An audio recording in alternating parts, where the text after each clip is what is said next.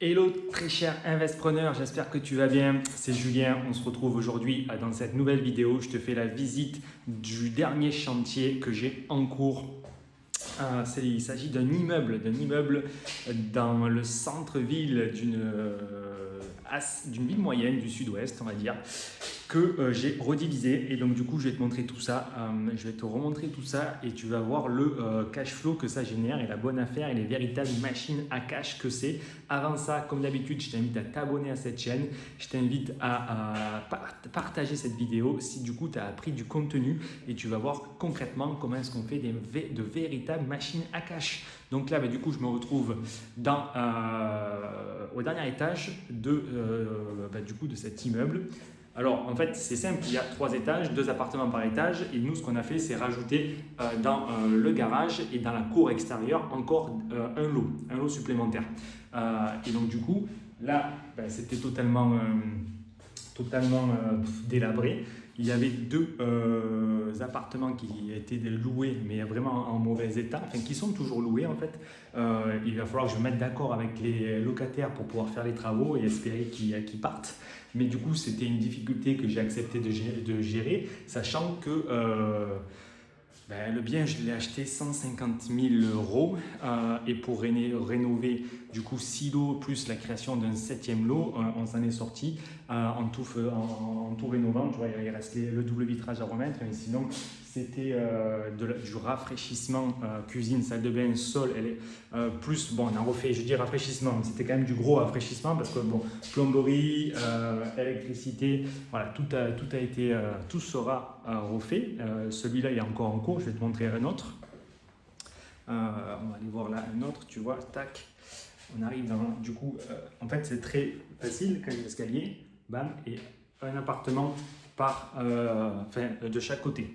De chaque côté, là on arrive, celui-là il aura un petit avantage avec du coup une terrasse.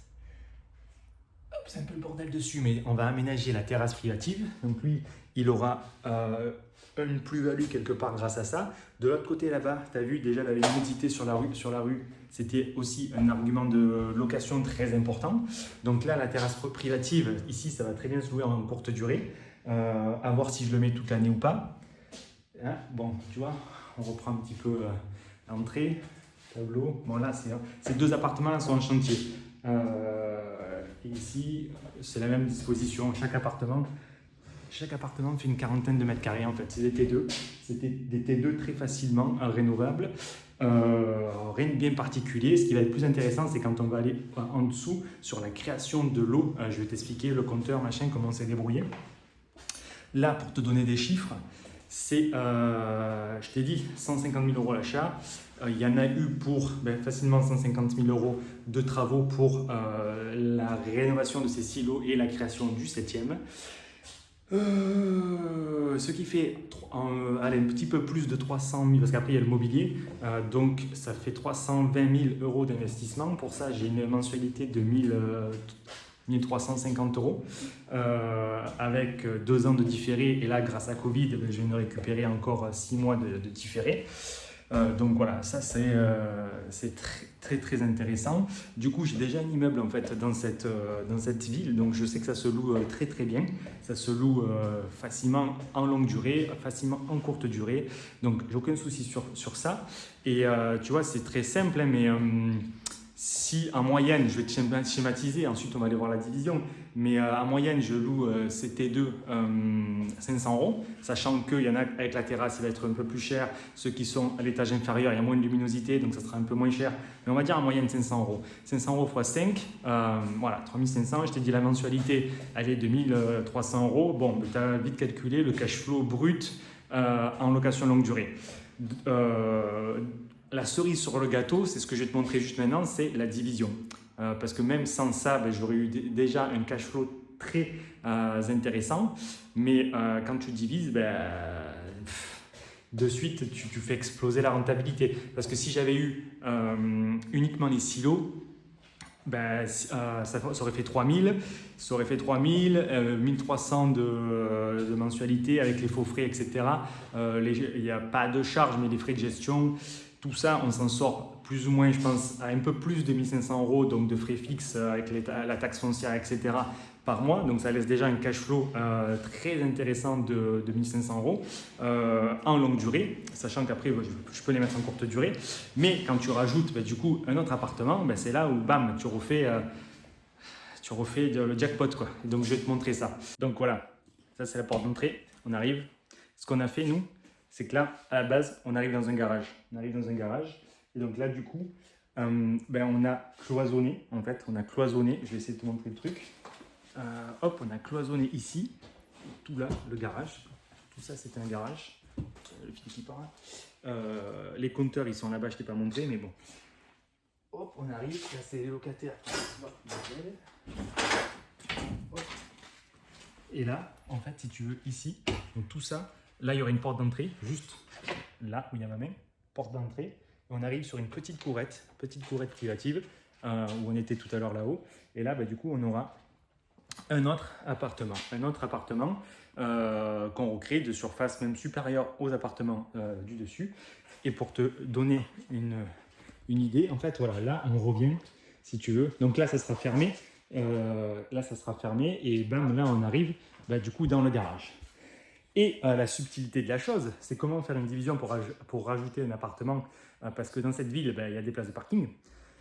Là, on négocie, et par chance, la division, en fait, elle est possible et elle est acceptée parce qu'il y a ce garage-là dans lequel je me trouve.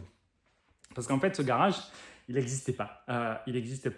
Donc en réalité, je vais fournir un nouveau garage, en fait, avec l'appartement que je crée.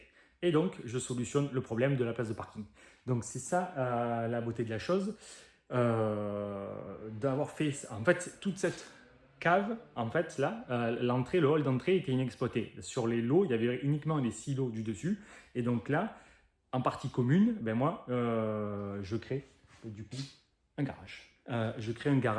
Même si officieusement il existait, parce que la porte de parking, la porte là que tu vois, c'est pas moi qui l'ai mise. Moi, tout ce que j'ai fait, c'est rajouter la cloison. Mais je vais déclarer le garage avec la création du lot que j'ai fait là-bas. Et donc, du coup, ça me fait ma cerise sur le gâteau. Donc, des fois, c'est pas si compliqué que ça. Et c'est pour ça que on a seulement une occasion quand on fait les plans au début à bien réfléchir à comment optimiser les choses, bien creuser dans les détails la paperasse administrative pour savoir si ça pourra passer. Et ensuite, bam, une fois qu'on a bien réfléchi, on applique la méthode qu'on a choisie qui nous permettra de générer le maximum de cash flow, voilà, si on a tous les voyants au vert. Donc là, comme je t'ai dit, au final, je me retrouve avec 7 lots. J'en ai acheté 6. Déjà que j'ai acheté 6 bien au-dessous du prix du marché. Voilà, ça fait, je t'ai dit la mensualité, ça fait des cash flows qui sont extraordinaires. Il y a une tension locative, je te le confirme, de par les autres biens qui peuvent être dans le secteur et que je ne les gère pas directement, mais que mon concierge gère. Ça part comme des petits pains. C'est de véritables machines à cash.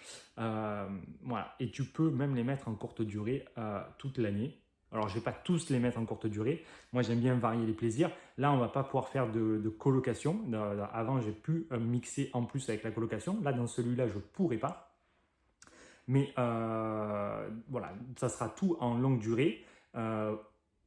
Et à voir, parce que vu le cash flow que ça génère, tu vois, je ne suis pas dans la recherche du meilleur cash flow. Je pourrais en mettre plus en location courte durée, mais honnêtement, vu le cash flow que ça va générer en longue durée, je n'ai pas trop envie de me prendre la tête avec la courte durée sur celui-là. Et je le fais dans d'autres, ça vaut le coup, mais là, vu les sommes que je t'ai annoncées tout à l'heure, pour moi, ce n'est pas nécessaire.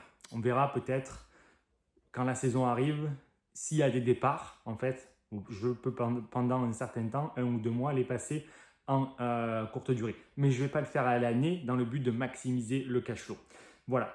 Donc, c'est en trouvant des projets comme celui-là, et celui-là, je l'ai trouvé il n'y a pas si longtemps, dans une ville que je connaissais déjà très bien pour y avoir investi, mais parce que du coup, je connais les quartiers, je connais les rues, je connais les prix au mètre carré, j'ai fait une très bonne étude de marché. J'ai déjà investi, donc je connais le secteur. Et même si tu ne le connais pas, ton secteur, tu dois faire ton étude de marché. Tu dois connaître exactement les prix auxquels ça va se louer, les prix auxquels tu pourras acheter, la marge de négo que tu as. De cette façon, quand tu as une bonne affaire qui apparaît, parce que des bonnes affaires dans des villes comme ça part très très vite, tu fais ton offre directement sans avoir besoin de réfléchir. Tu t'es formé sur les travaux comme tu peux retrouver dans les diverses vidéos que je te mets sur cette chaîne, de façon à ce que tu n'as pas besoin en fait d'autres personnes quelque part. Tu fais tes estimations et tu fais tes propositions et tu négocies. Et après, évidemment, avant d'aller chez le notaire, tu fais passer des professionnels qui te confirment tes devis, etc. Parce qu'on ne prend pas de risques, mais en attendant, si tu as bien préparé le terrain, tu es capable de trouver des pépites comme celle-là. Et donc, c'est ce que je t'invite à faire. Tu peux d'ailleurs t'inscrire à une conférence que je donne en direct jeudi. Là.